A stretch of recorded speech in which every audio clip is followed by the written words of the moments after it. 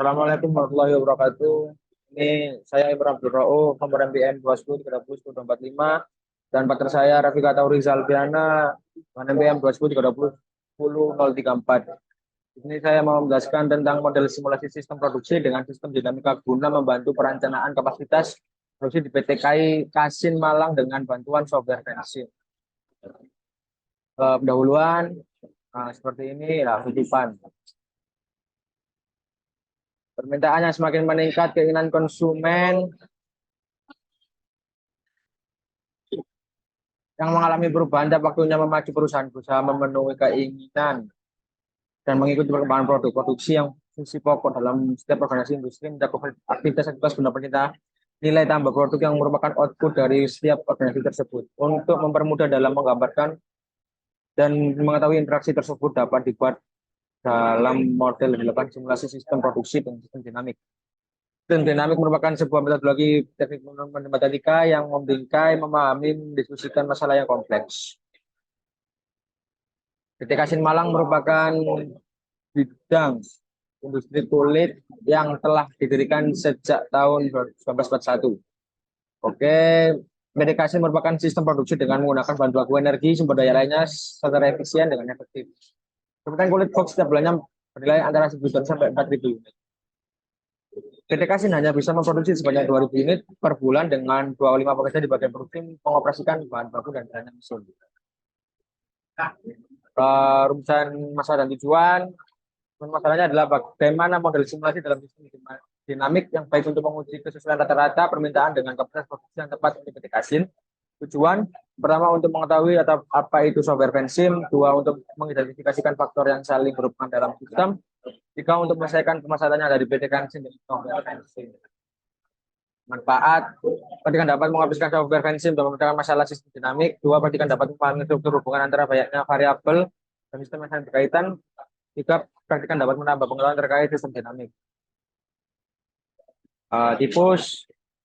Untuk pertama, simulasi. Simulasi adalah perancangan satu objek diam bergerak dengan parameter yang mendekati nilai sebenarnya. Sehingga simulasi merupakan proses yang diperlukan untuk mengoperasionalkan model atau penganalisis model untuk meniru tingkah laku sistem sesungguhnya. Untuk meliputi sebagai kegiatan seperti penggunaan diagram alir dan komputer komputer, serta penulisan kode komputer dan penerapan kode tersebut pada komputer yang menggunakan masukan pengeluaran yang diinginkan. Sistem dinamik. Sistem dinamik merupakan metode pemodelan yang dikembangkan oleh J. W. Forrester. Prinsip utama tujuan pendekatan sistem dinamik membuat beberapa submodel yang berkaitan dengan tujuan pembuatan model beberapa variabel model sistem dinamik, yaitu level merupakan akumulasi aliran waktu ke waktu. Pertama, submodel konsumen seperti ini gambarnya, bisa dilihat sendiri. Kedua, submodel order pemesanan seperti ini gambarnya. Yang ketiga, submodel produksi seperti ini gambarnya. Oke, Pensim merupakan sebuah perangkat lunak model visual yang sederhana dan fleksibel. Pengelola Pensim ini dapat digunakan untuk membuat konsep, dokumentasi, simulasi, analisis, optimasi model sistem dinamik mulai dari pembuatan diagram simpel kausal atau dari pembuatan diagram stop and flow. Saya menggunakan perangkat lunak Pensim, kata-kata satu variabel dapat dihubungkan dengan tanda panah. Bahan variabel tersebut ditentukan dan dicatat sebagai hubungan kasual. Fitur persamaan atau equation editor, Pensim akan menggunakan informasi untuk membantu membentuk model simulasi yang lengkap. Selanjutnya, casual loop diagram. Model CLB menjelaskan bagaimana variabel dari suatu sistem yang saling berkaitan. CLB sangat berguna melihat masalah berkaitan sebab antara elemen-elemen yang berada di loop yang bersangkutan. Pengaruh faktor elemen satu yang lain termasuk apakah pengaruhnya searah atau berlawanan, Model sel itu cocok digunakan untuk menjalankan sistem pada masalah sistem sosial, politik, ekonomi, pendidikan, dan sebagainya. Untuk gambarnya seperti ini, untuk kasual diagram. Oke, selanjutnya itu adalah stock flow diagram. Untuk sistem dinamis pemecahan bahan baku atau disebut stock flow diagram. Berdasarkan diagram yang tadi buat. Stock flow diagram terdiri dari variabel stock flow, auxiliary constant, stock, dan flow diagram. Merupakan pengembangan dari casual diagram yang dikembangkan dalam diagram terdiri dari dua jenis variabel yang jadi stock dan flow. Di dalam pembagian sistem dinamis dengan stock dan flow digunakan untuk memperhatikan aktivitas pada suatu lingkaran stock flow diagram menjadikan lebih rinci dari casual diagram karena pada SPG ini memberikan pengaruh waktu terhadap lingkaran antar variabel. So, contohnya seperti ini gambarnya untuk stock flow diagram dan sendiri. Oke, selanjutnya yaitu sistem produksi. Sistem produksi merupakan kumpulan dari web dari satu sistem yang saling berinteraksi dengan tujuan transformasi input produksi menjadi output produksi. Input produksi ini dapat berupa bahan baku, mesin, tenaga kerja, modal informasi, sedangkan output produksi merupakan produksi yang dengan berikut sampingannya seperti limbah, informasi. Oke, terdiri dari 3 fungsi utama, yaitu pertama satu proses produksi, yaitu dengan teknik akan dalam mengolah bahan baku menjadi produk. Dua, perencanaan produksi, yaitu merupakan tindakan yang masa mendatang sesuai dengan periode waktu yang kita rencanakan. Tiga, perencanaan produksi, yaitu tindakan menjamin bahwa semua kegiatan yang dilaksanakan dalam perencanaan dilakukan sesuai dengan target yang kita. Oke, ini ada kapasitas produksi adalah proses untuk menentukan kapasitas produksi yang dibutuhkan oleh suatu perusahaan manufaktur untuk memenuhi perubahan permintaan terhadap setiap produk. Tentang kapasitas produksi adalah rencana sumber daya yang dibutuhkan oleh perusahaan untuk menentukan target produksi. Hal-hal yang dilakukan oleh proses perencanaan kapasitas produksi sebagai berikut. Yang pertama, prediksi permintaan di masa akan datang. Dua, persiapan dua material bahan baku fisik. Tiga, mengatur jadwal produksi yang terencana dengan kebutuhan. 4, mengkaji pertumbuhan ekonomi. 4, menentukan jadwal pengoperasian fasilitas produksi. Lalu ada perencanaan produksi. Perencanaan produksi satu fungsi manajemen perencanaan ditentukan karena usaha yang akan atau perlu diambil oleh pimpinan perusahaan untuk mencapai tujuan perusahaan dengan pertimbangkan masalah-masalah yang timbul masa akan datang. Hasil dari perencanaan adalah sebuah perencanaan kerja di mana merupakan alternatif yang paling baik untuk mencapai tujuan yang telah ditetapkan. Dan berikutnya adalah perencanaan mengenai faktor-faktor produksi yang perlu untuk memproduksi produk pada suatu periode tertentu di masa akan datang sesuai dengan yang diperkirakan. Dan mengendalikan ada dua fungsi manajemen yang dapat dipisahkan dalam satu bidang kegiatan dan kegiatan produksi. Dan dalam langkah pertama dalam proses manajemen yang meliputi penetapan tujuan dan sasaran yang ingin dicapai dan keputusan tentang bagaimana cara untuk mencapai tujuan tersebut. Bahkan bahwa perencanaan produksi dapat didefinisikan sebagai sasaran tersebut. Tiga, penelitian penelitian. Ini adalah tabel data kita di bulan Januari sampai Desember. Order rate seperti ini.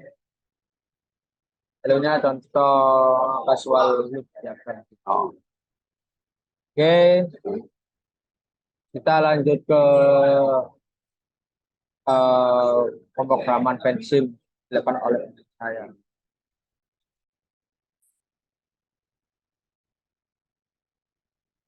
Ini saya akan mensimulasikan tentang hasil dari simulasi untuk rata-rata permintaan dari konsumen untuk produknya. Jadi yang pertama new model dengan inisial temnya 0, terus ini final temnya 24 karena 24 bulan. Jadi 2 tahun dari tahun 2011 hingga tahun 2012. Untuk time setnya saya pilih 0,25. Lalu untuk unit for time-nya saya pilih month atau bulan. Nah, yang selanjutnya kita akan membuat variabel-variabel terkait dari rata-rata permintaan itu yang mempengaruhi dari kapasitas produksi. Yang pertama ada delivery delay atau pengiriman yang terlambat. lalu ada shipment rate, ada order backlog, lalu order rate, average order,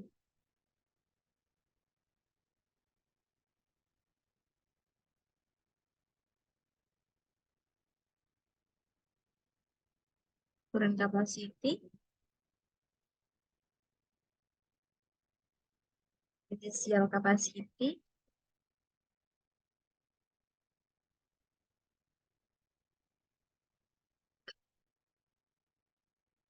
change in capacity,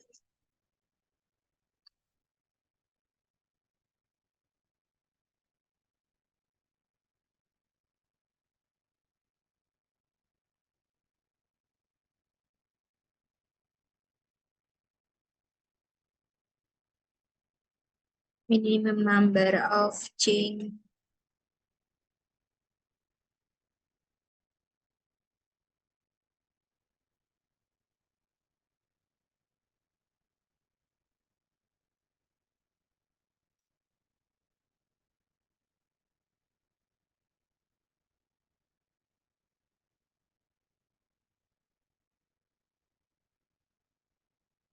during work, lalu current work change, lalu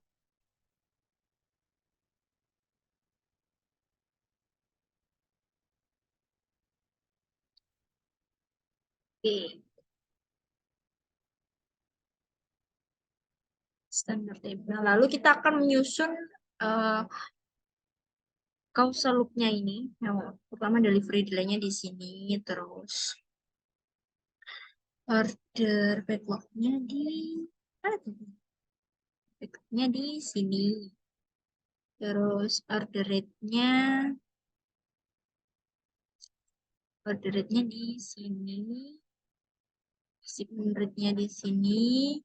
Terus average ordernya rata-rata permintaannya, terus dari kapasitasnya di sini, lalu di sini ada initial capacity, kapasitas yang diperlukan, lalu ada current capacity,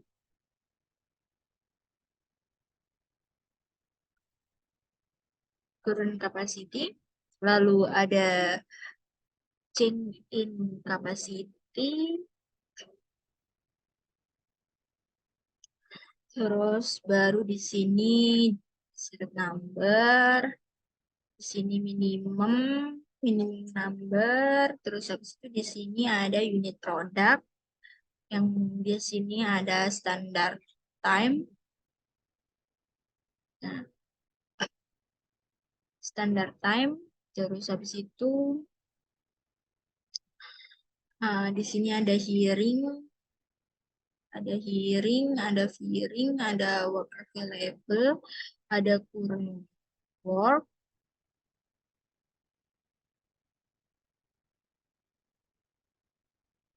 bentar,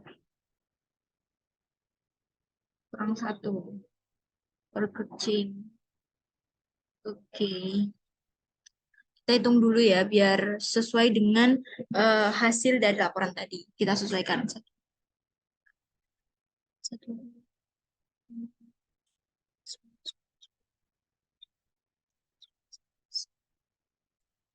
Ini 1, 2, 3, 4, 5, 6, 7, 8, 9, 10, 11, 12, 13, 14, 15, 16. Oke, sudah pas. Habis itu kita lari ke arrow, di mana arrow itu akan menunjukkan garis-garis atau hal-hal yang mempengaruhinya. Yang itu yang pertama shipment rate ke delivery delay. Shipment rate kita tekan, terus kita arahkan ke delivery delay. Habis itu buat ngasih tandanya minus atau plus langsung klik kanan, pilih minus. Habis itu shipment rate ke order, itu kita kasih tanda juga, tandanya minus. Habis itu untuk order rate-nya kita kasih ke order backlog-nya, lalu kita pilih klik kanan, lalu kita pilih plus. Oke, di situ order rate-nya ini kita larikan ke average order atau rata-rata permintaannya tadi. Terus kita kasih tanda plus. Begini terus sampai dengan semuanya terselesaikan. Setelah itu current shipment rate, current shipment rate, current shipment rate, baru ke initial capacity, kita kasih plus juga karena sangat mempengaruhi. Habis itu initial capacity-nya ke desired capacity. Nah, kalau kayak gini ngaturnya bisa kayak, nah, ini nanti diarah-arahin sendiri aja sesuai dengan keinginan kalian. Oke, habis itu average ordernya ke desired capacity juga. Ini pakai tanda plus. Habis itu change in capacity-nya ini ke current capacity itu pakai plus juga sama. Habis itu initial capacity-nya ke change in capacity terus dikasih minus. Terus minimum number ke desired number work itu kita kasih plus. Terus unit produknya ke minimumnya kita kasih minus. Terus standard time-nya ke minimumnya kita kasih minus juga sama.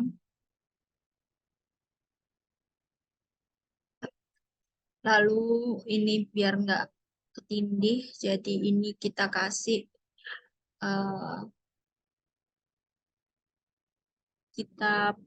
tanda plus working-nya. Setelah itu desired number-nya ke hearing dengan tanda plus. Terus ke hearing atau pegawai yang dipecat. Jadi ini tandanya plus juga sama. Nah, setelah itu hearing-nya ini ke current work-nya. Terus hearing-nya juga ke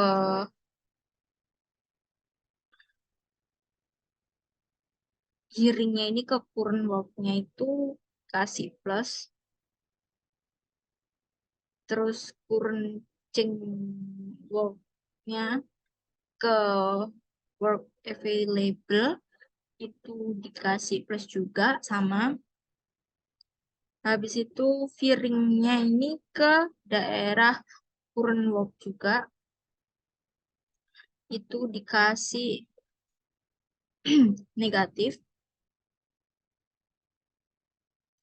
Terus habis itu setelah udah kayak gini, ini kan kayak monoton banget ya. Jadinya kita bisa gerakin buat eh, garis-garisnya ini supaya lebih estetik aja. Jadi kayak disesuaikan kayak keinginan kalian supaya tandanya juga terlihat dengan jelas.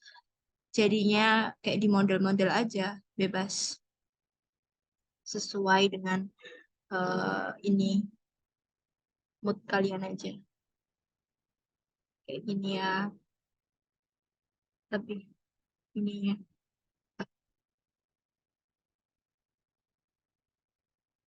Jadi dipasin buat tanda titiknya ini.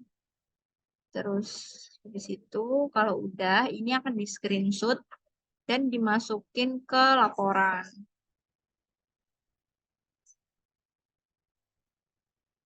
Oke, setelah kayak gini, ini masih jadi causal loop-nya. Jadi sekarang kita akan buat stock flow diagramnya. Gimana caranya? Jadi kita akan ngehapusin satu-satu dari variabel-variabel yang dibuat ini tadi.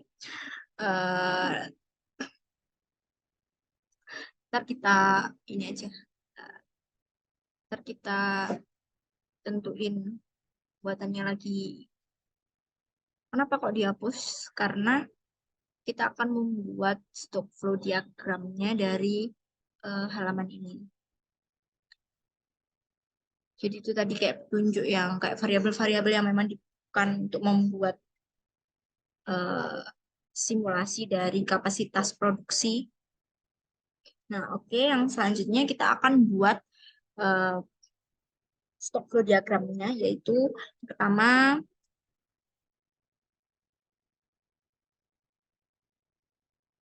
nah, kita taruh di sini, kita geser. Habis itu kita pilih read. Nah, kita pasin nih.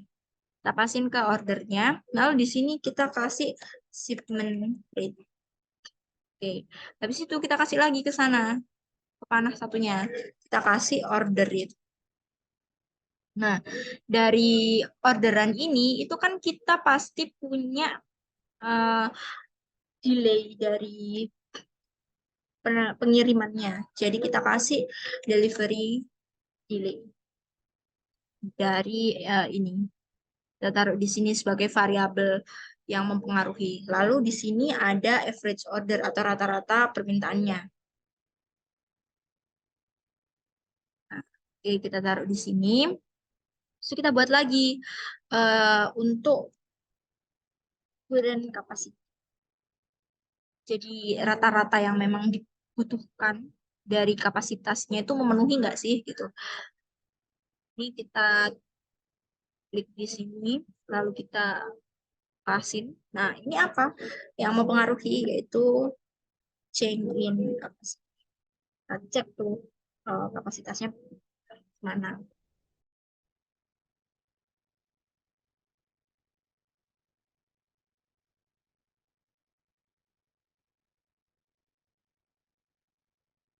Lanjutin lagi, jadi current capacity-nya tadi kan berpengaruh. Habis itu yang dilanjutkan lagi ke change in capacity-nya.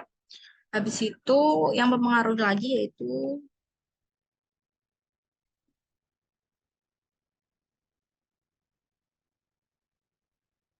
kapasitinya. Terus yang selanjutnya yaitu standar time-nya, standar untuk pembuatannya. Terus habis itu di sini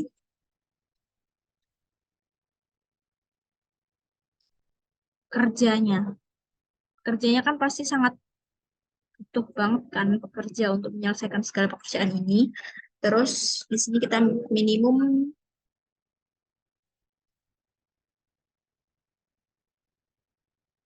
jadi seminimum mungkin kita untuk menambah pekerja. Gimana caranya? Supaya tetap rata-rata permintaan itu terpenuhi. Di situ unit standar. Oh, sorry. Unit produk. Produk per watt. Jadi kayak berapa unit sih pekerja itu bisa untuk membuat gitu. Jadi satu orang tuh dia bisa untuk memproduksi berapa unit gitu. Terus habis itu change. Lalu di sini kita kasih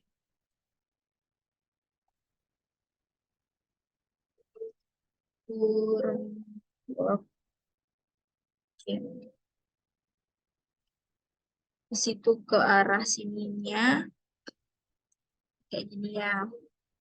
Nah, habis itu kita kasih ke read, kita kasih ke sini. Ini adalah firm. Nah, untuk ke arah sininya,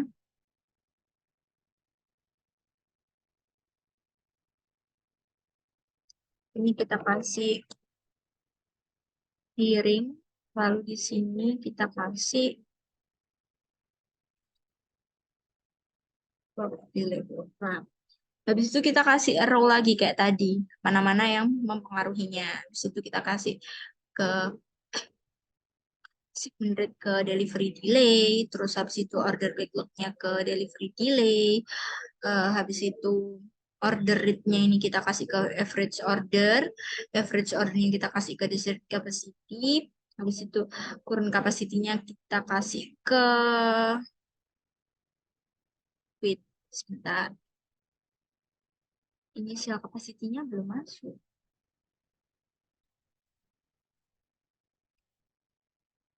Oke, udah masuk, kita kasih initial capacity, current capacity ke initial capacity, habis itu initial capacity ke change in capacity, habis itu kita taruh desired capacity ke change in capacity. Terus initial capacity ke desired capacity. Average ordernya ke desired capacity juga. Jadi habis itu buat yang desired number of work itu kita kasih ke hearing work. Terus habis itu standard time-nya kita kasih ke minimum change, unit produknya kita kasih ke minimum change juga, terus work-nya kita kasih ke minimum change juga. Habis itu eh, ini juga kita kasih ke hearing ini. Nah, untuk current work-nya itu kita kasih ke ini, dan work available-nya itu kita kasih ke hearing work, dan kita kasih ke hearing. Nah, simbol-simbol ini tadi juga bisa diarah-arahin kayak sebelumnya, kayak causal loop-nya tadi. Jadi bebas mau dibuat seperti apa bentuknya. Yang penting kalian bisa untuk mudah memahami dari stock flow diagram yang kalian buat untuk mensimulasikan model ini secara lebih lanjut. Jadi kayak gini aja biar lebih cepat juga. Nah, untuk yang selanjutnya, kan kita akan memasukkan beberapa data yang diperlukan. Jadi, di sini saya sudah menyiapkan data untuk kegiatan simulasi ini akan dimulai dari skenario pertama hingga skenario keempat. Yang pertama yaitu akan dibuat skenario pertamanya. Untuk delivery delay-nya yaitu kita kasih ke functionnya auxiliary, terus ini kita tinggal klik aja ordernya, terus kita bagi dengan shipment rate. Shipment rate-nya di sini, dan tipenya kita pakai auxiliary dengan subtipenya normal. Lalu kita akan melakukan cek sintaknya, oke nggak gitu, bisa nggak buat dimasukin, terus baru kita oke. Nah, perbedaannya kalau misalnya kita udah pakai equation-nya itu berarti di sini putih, kalau belum diisi kan dia hitam. Jadi untuk shipment rate-nya kita pakai konstan, yaitu yang pertama kita pakai angka 0,2, habis itu kita oke lagi. Untuk order backlog-nya di sini kita pilih order rate-nya,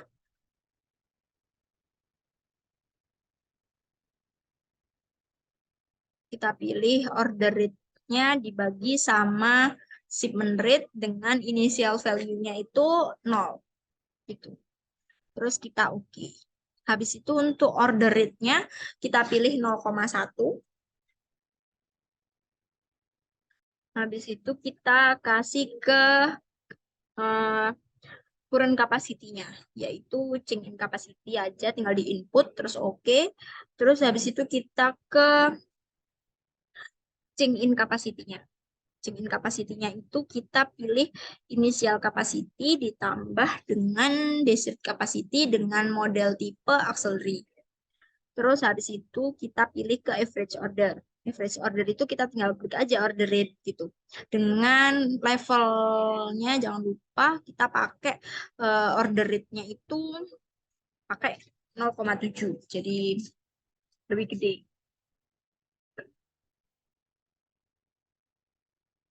Nah, di sini kok ada ini ya, ada average ordernya, order rate dengan initial value 0,7.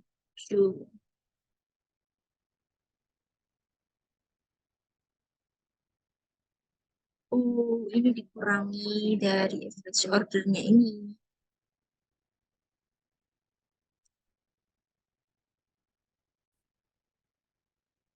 Nah, karena tadi itu terjadi error untuk memasukkan order rate, padahal di sini order rate-nya itu sama, di mana kita udah masukin untuk skenario pertamanya, itu order rate-nya kan sama 0,7 dengan initial value. Sedangkan kita tadi ketika masukkan di sini itu udah sama kayak gini. Jadi saya memutuskan untuk membuat dari untuk menjelaskan dari simulasi yang pertama saja.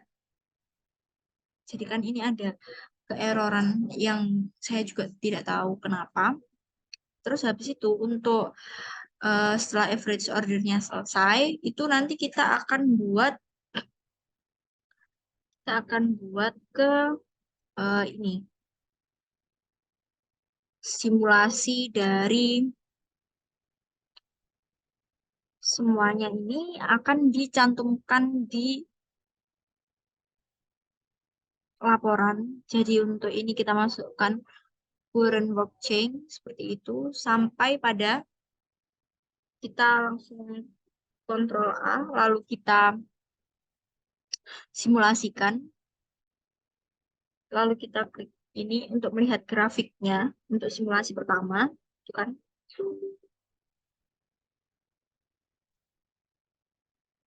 kita lihat dulu. Nah, di sini adalah grafik yang dihasilkan oleh simulasi pertamanya. Lalu untuk tabelnya kita lihat di sini average ordernya itu sekian, gitu kan. Jadi kita bisa apa namanya bisa membuat perkiraan di mana di sini untuk skenario pertama itu diperoleh rataan sebanyak 7 unit permintaan seperti itu. Dengan shipment rate-nya itu atau yang udah tersedia itu cuma 0,2. Berarti kan rata-rata permintaannya itu tinggi banget daripada hasil produksinya seperti itu. Nah, untuk selanjutnya kita akan membuat dari skenario-skenario ini itu ke skenario yang baru. Jadi untuk skenario yang baru kita akan mengubah dari skenario pertama tadi ke yang lainnya. Buat kita yang diubah itu ke shipment rate-nya ke 0,2 ke 0,7. Habis itu order backlog-nya kita nggak ada yang dirubah. Oh, terus order rate-nya itu kita ganti ke 0,5. Kita oke. Order rate-nya habis itu kita ke current capacity-nya. Current capacity-nya 0,8. Terus kita oke. Terus habis itu untuk average ordernya kita kasih 0,4. Kita oke. Lalu desired number-nya kita kasih 0,2. Setelah itu untuk standar time-nya kita ganti yang 0,8 ini ke jadi 0,4. Habis itu untuk unit produknya itu kita pilih 0,3. Untuk worker chain-nya kita pilih 0,4.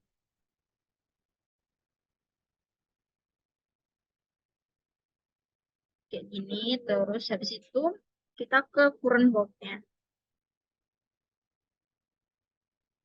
Kita ganti 0,1. Oke, so kita simulasikan lagi. Kita pakai simulate. Oke, itu Ctrl A. Kita lihat grafiknya. Ya kayak gini. Terus habis itu kita lihat lagi. Rataannya dari skenario kedua itu kita mendapatkan rata-rata permintaan itu sebanyak 5. Dan setelah itu kita cuma tersedianya itu 7. Jadi kan terlalu banyak produksi tapi permintaannya itu sedikit gitu kan. Nah, selanjutnya kita akan mensimulasikan lagi ke skenario ketiga. Untuk shipment rate-nya kita ganti ke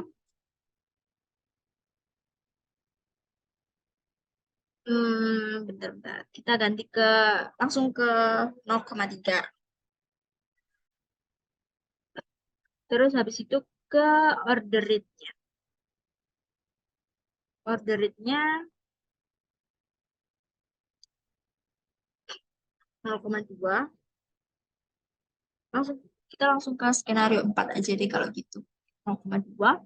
Habis itu kita ke current capacity-nya 0,1.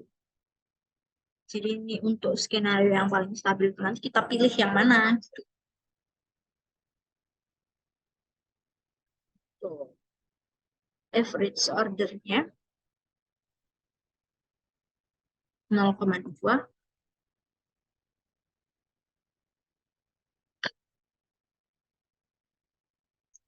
Untuk desir number-nya 0,3.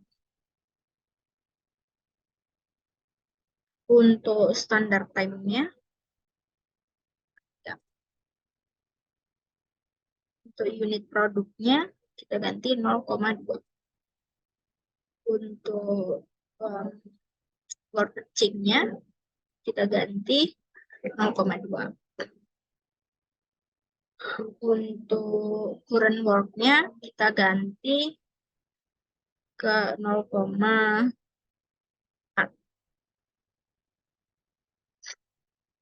Lalu kita oke. Lalu kita simulate lagi. Ini untuk skenario yang terakhir, skenario keempat.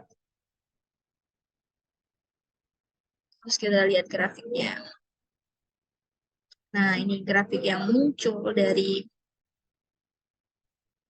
untuk tabelnya kita lihat nih. Ini dengan rata-rata 0, gini kan. Jadi untuk permintaannya cuma 3.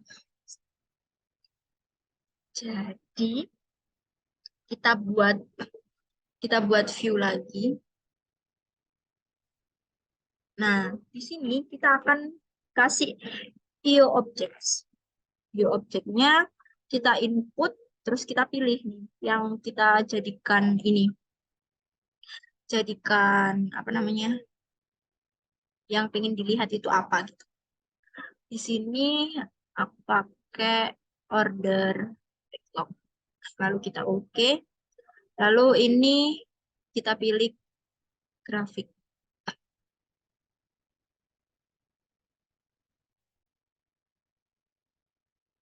Oke. Habis itu lagi kita pilih current capacity-nya. Current capacity, lalu oke. Lalu ini grafik lagi. Lalu oke. Nah, terus setelah itu kita pakai desired number. Oke. Kita pakai grafik. Kita oke. Kayak gini. Nah, terus untuk yang satunya yaitu kita pakai ke current work. Current work C. Terus kita oke. Lalu ini kita klik grafik. Kita klik oke. Nah, kayak gini nih. Udah kan? Nah, selanjutnya kita akan ngebuat variabel-variabel yang lain untuk apa namanya pembuatan ini. Lalu kita kasih di sini inputnya. Inputnya itu kita kasih apa aja gitu.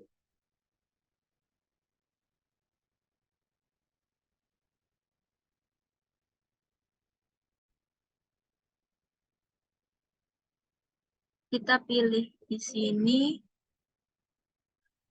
order rate. Kita tampilin semua aja biar gampang.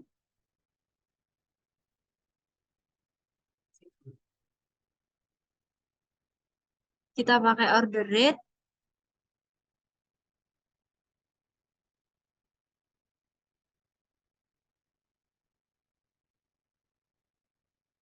Oke. Lalu ini kita kasih 1 sampai 10. Kalau yang ini tuh bebas banget mau ngisinya kayak apa gitu. Terus habis itu oke.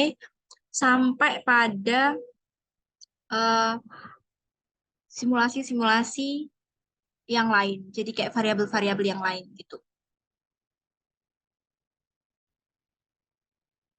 Nah, semua variabelnya ini kita isi dengan cara yang sama kayak tadi. Langsung kita kontrol A lagi. Eh, kita pakai ke sistem ini. Nah, jadinya nanti akan muncul grafik-grafik yang mempengaruhi dari nilai untuk yang lainnya. Nah, di sini nanti ketemu Di sini untuk shipment rate-nya ada nilai 3, ordernya 2, terus standar time 3, unit produknya ini, dan work nya Bang. Jadi dari kesimpulan simulasi ini kita akan mendapatkan kesimpulan yang akan dibahas lebih lanjut setelah hasil dari simulasi.